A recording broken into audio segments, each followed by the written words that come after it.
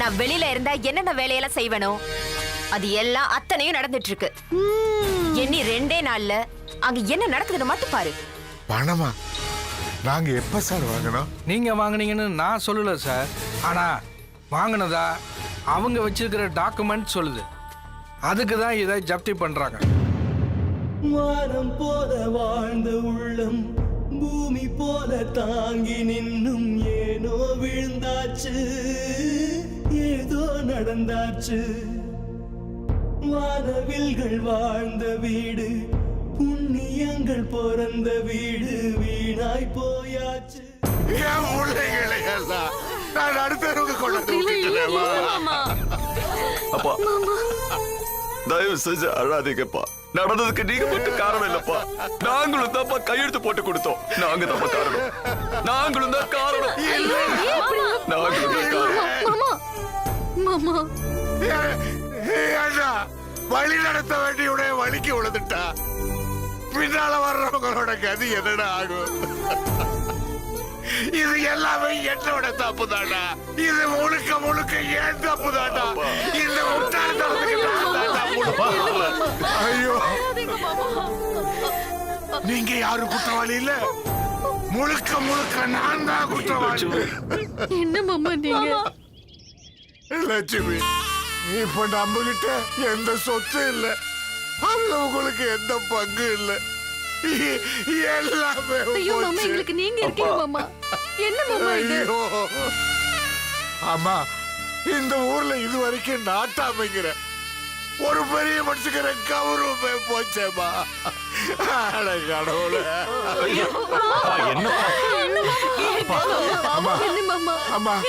ஊருக்கெல்லாம் பார்த்து பார்த்து இந்த வாசலுக்கு போட்டேம்மா. நீங்களே இப்படி உடைஞ்சு போயிட்டா எப்படி மாமா? எப்படி நாம நடு தெருவுக்கு வந்துட்டோம் லட்சுமி. இனிமே நாம எங்கவா போவோம், என்ன பண்ணுவோம், ஒண்ணுமே தெரியலையாமா. இந்த உலகம் எவ்வளவோ பெருசு, எவ்வளவோ வசதிகள் வாய்ப்புகள் இருக்கு மாமா. நம்ம எங்கேயாவது போய் பொழைச்சுப்போமே. எதுக்கு நீங்க இவ்வளவு கஷ்டப்படுறீங்க? வாழறதுக்கு நிறைய வழி இருக்கு மாமா. உடைஞ்சு போயிடாதீங்க மாமா.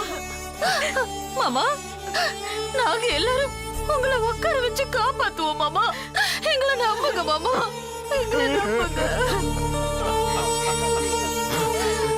லட்சுமி சொன்ன பேச்ச கேட்டு நாம அப்பவே ஊரை விட்டு போயிருந்தா நமக்கு இவ்வளவு பெரிய அவமானம் வந்திருக்குமா? சாமிஜி சொன்ன எல்லாத்தையும் நம்புறேன்னா இதை மட்டும் நான் நம்பலையே. இத நான் நேரம்னு சொல்றதா இல்ல என் வெட்டி போலி கௌரவம்னு சொல்றதா? மாமா அழாதீங்க மாமா. என் அப்பா பாட்ட வாழ்ந்த இடத்த பூமியில விட்டுட்டு இந்த மண்ணை விட்டுட்டு என் கால் வெளியே போடாது 1000 காரணம் சொன்னே. மானம், மரியாதை, கௌரவம், அந்தஸ்து இப்ப எதுவுமே என்கிட்ட இல்லையே. எல்லாமே போச்சு. உங்களை எல்லாம்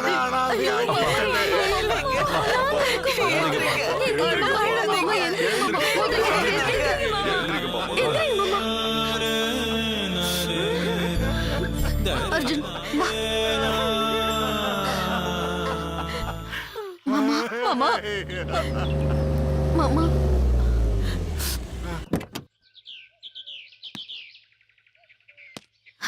என்னங்க மாமா,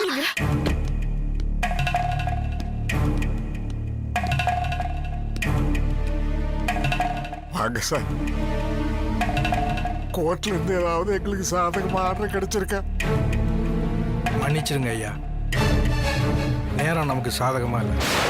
நம்ம கேஸை விசாரிக்க வர வேண்டிய ஜட்ஜி இன்னைக்கு அவரால் வர முடியாம போயிடுச்சு. நாளையிலேருந்து கோர்ட்டு 3 நாள் லீவு வேற. ஐயா, நான் சொல்றேன்னு தப்பா எடுத்துக்காதீங்க. நீங்க ஒரு 4 நாளைக்கு வேற எங்கேயாவது வெளியில தங்கிக்க முடியுமா? எங்க சார் போறது? திங்கக்கிழமை கோர்ட்ல சூட் ஃபைல் பண்ணிடலாம். என்ன மன்னிச்சிருங்க ஐயா, நான் வரேன்.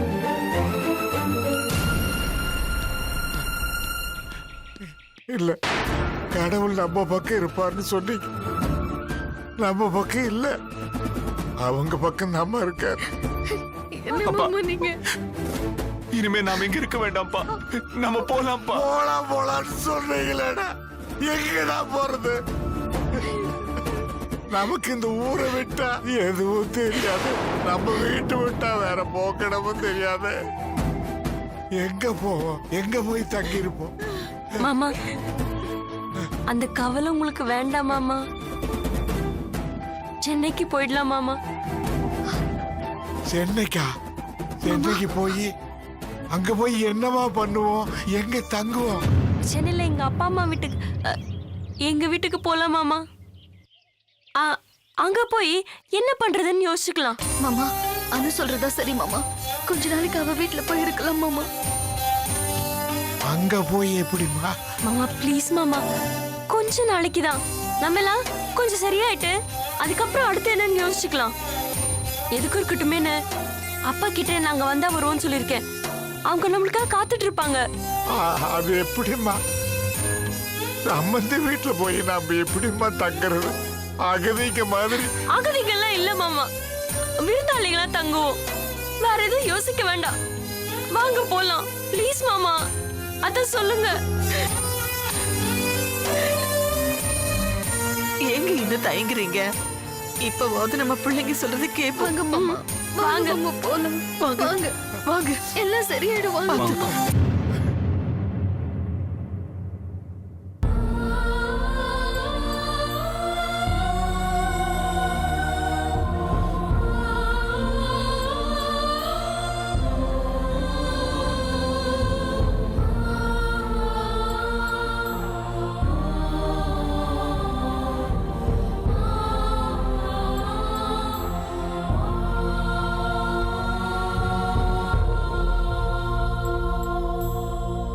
ஊரை விட்டு பேரை விட்டு வீட விட்டு வீதி விட்டு ஆனோம் தனியாக, ஆனோம் தனியாக.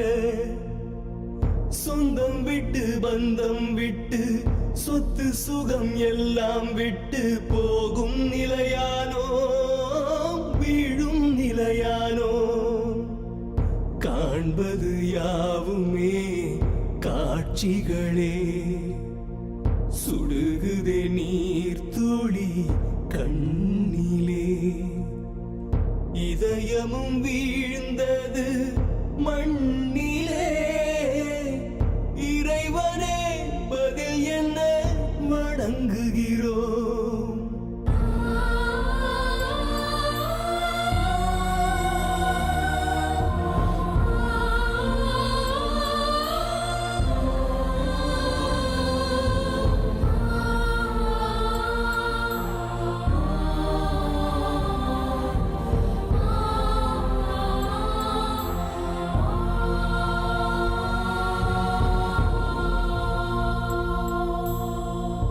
ஊரை விட்டு பேரை விட்டு வீட விட்டு வீதி விட்டு ஆனோம் தனியாக, ஆனோம் தனியாக. சொந்தம் விட்டு பந்தம் விட்டு சொத்து சுகம் எல்லாம் விட்டு போகும் நிலையானோ, வீழும் நிலையானோ. காண்பது யாவுமே காட்சிகளே, சுடுகுதே நீர் துளி கண்ணிலே. இதயமும் வீழ்ந்தது மண்ணிலே, இறைவனே பதில் என்ன வணங்குகிறோம்.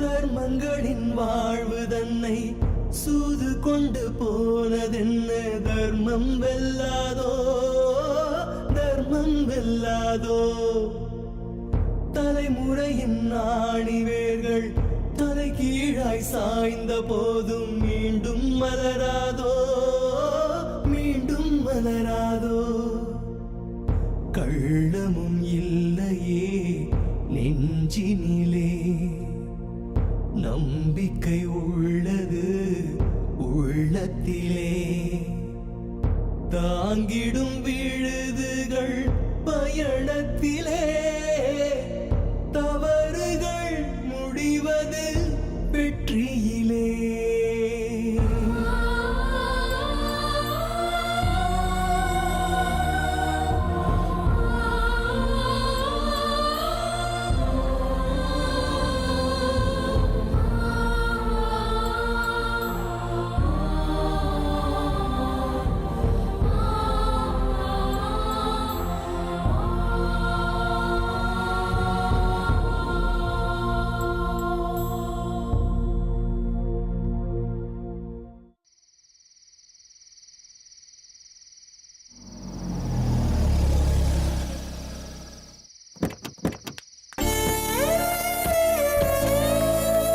வாங்க எல்லாரும் வாங்க வாங்க மாமா வாங்க அத்தை.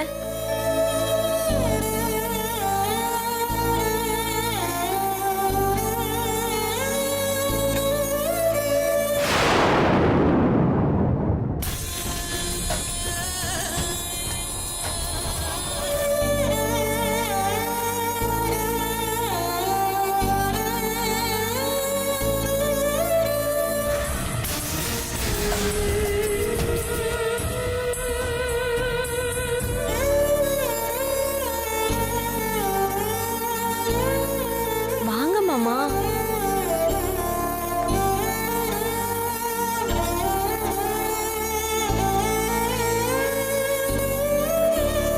கூட்டிட்டு வாங்க. அப்பா வாங்க.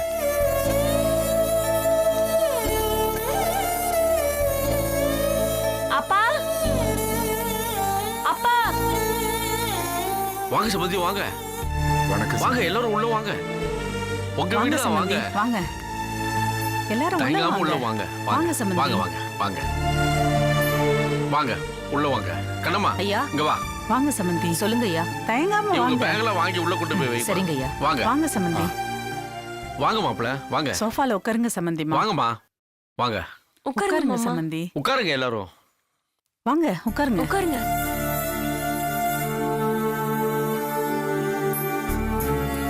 உட்காருங்க.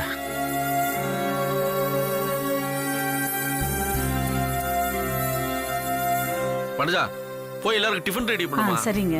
வேணாம் சம்பந்தி, பரவாயில்ல, வர்ற வழியில தான் சாப்பிட்டு வந்தோம். என்ன சம்பந்தி நம்ம வீட்டுக்கு வர்றீங்க, எதுக்கு வெளியில சாப்பிட்டு வர்றீங்க? இல்லப்பா ரொம்ப லேட் ஆயிடுச்சு. குழந்தைங்களும் இருந்தாங்களா, அவங்களுக்கு பசிக்குமேன்னு எல்லாரும் சாப்பிட்டோம். அப்படியா?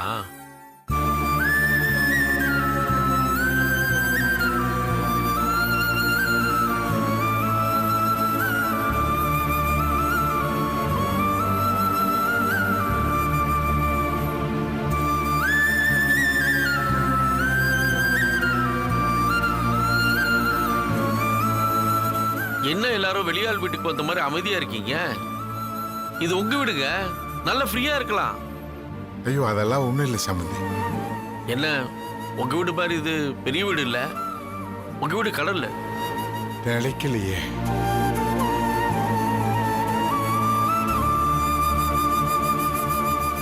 இத்தனை தலைமுறை தாண்டி வந்தது, இந்த தலைமுறையில எங்களையே தாண்டி போயிடுச்சு. நாங்களும் எல்லாம் தாண்டி வந்துட்டோம். சம்பந்தி அனு சொன்னா, நீங்க ஒன்றும் கவலைப்படாதீங்க. அது உங்களுக்கு கிடைக்கணும்னு இருந்தா நீங்க எந்த இலையில இருந்தாலும் அந்த சொத்து உங்களை தேடி வரும். வருமானு தெரியலையே சம்பந்தி. நம்பிக்கையை தளர விடாதீங்க சம்பந்தி. அந்த கேஸை ஃபைல் பண்ணா நீங்க ஜெயிக்கிறதுக்கு நிறைய வாய்ப்பு இருக்கு.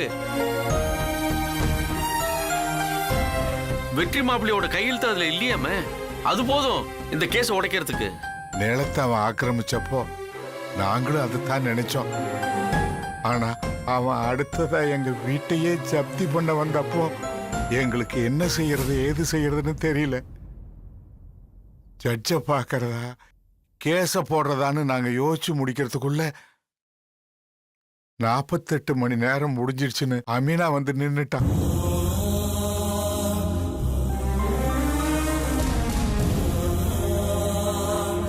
எங்க போறதுன்னு தெரியாம நாங்க திகைச்சு போய் நின்னப்பதான் அனு நீங்க இங்க வர சொன்னதா சொன்னான். நான் சொன்னேன், நாம எப்படிமா சம்மந்தி வீட்டு போய் இருக்கிறதுன்னு யோசிச்சேன். ஆனா பிள்ளைங்களும் மருமகளும் சொன்னதால எல்லாரும் கிளம்பி இங்க வந்துட்டோம். என்ன சம்பந்தி நீங்க இங்க வரதுக்கு நீங்க எதுக்கு தேங்குறீங்க? இது உங்க வீடு மாதிரி. உங்க சொந்த வீட்டை எடுக்கிற வரைக்கும் நீங்க இங்கே இருக்கலாம். எங்களுக்கு அதுல எந்த வித ஆட்சேபனையும் கிடையாது.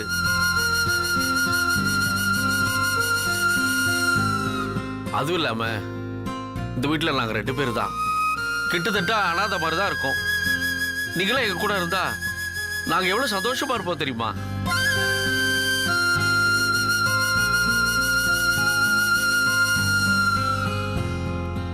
சம்பந்தி, இந்த உதவியை நாங்க என்னைக்கும் மறக்க மாட்டோம். என்ன சம்பந்தி நீங்க உதவி அது இதுன்னு பெரிய வார்த்தையெல்லாம் பேசிட்டு இருக்கீங்க?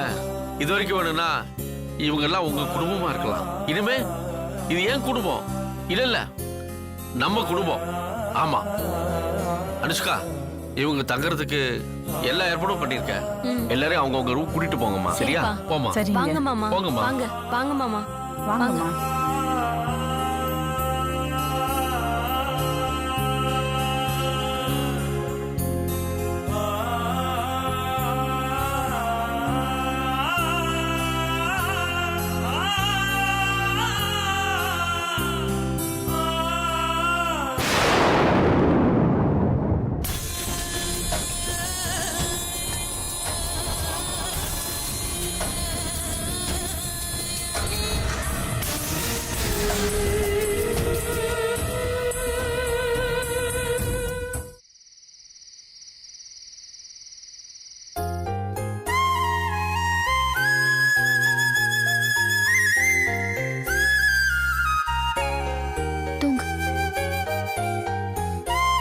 என்னங்க அசதியில தூங்கி இருப்பீங்கன்னு நினைச்சா இப்படி முழிச்சிட்டு உட்கார்ந்துட்டு இருக்கீங்க?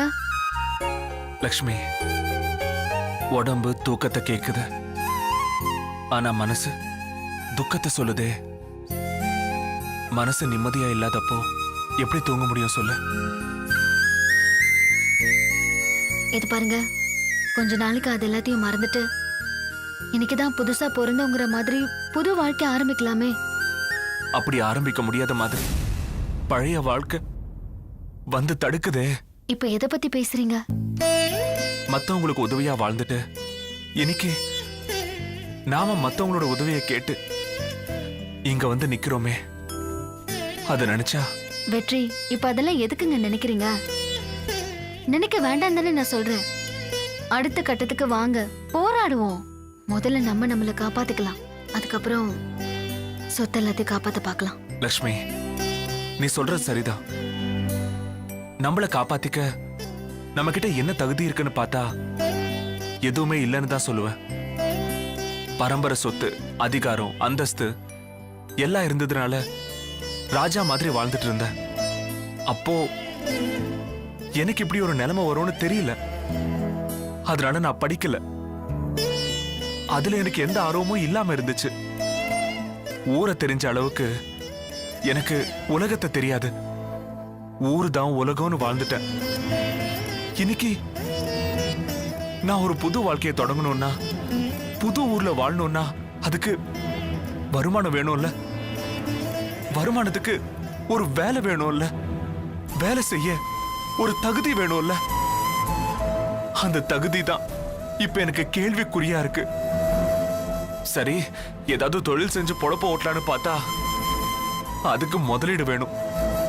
அந்த முதலீட்டுக்கு எங்க போறது? அதான் எல்லாத்தையும் இழந்து ஓட்டாண்டியா வந்து நிக்கிறோமே, என்ன பண்ணுவோம்?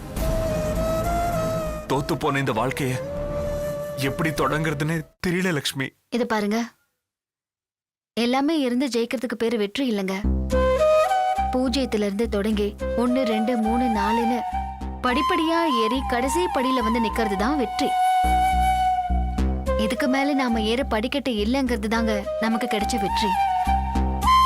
அந்த நிஜமான வெற்றிக்கு அடிப்படை தகுதின்னு எதுவுமே தேவையில்லை. ஜெயிக்கணுங்கிற உறுதி மட்டும் இருந்தா போதும். அதனால பணத்தையும் படிப்பையும் தாண்டி உங்ககிட்ட என்ன இருக்குன்னு உங்களை நீங்களே கேள்வி கேட்டுட்டு உங்க பலவீனத்தை உதறி தள்ளுங்க. முதல்ல பலம்னு நீங்க எதை நினைக்கிறீங்களோ அது மேல ஏறி நின்னு உங்க பயணத்தை தொடங்குங்க.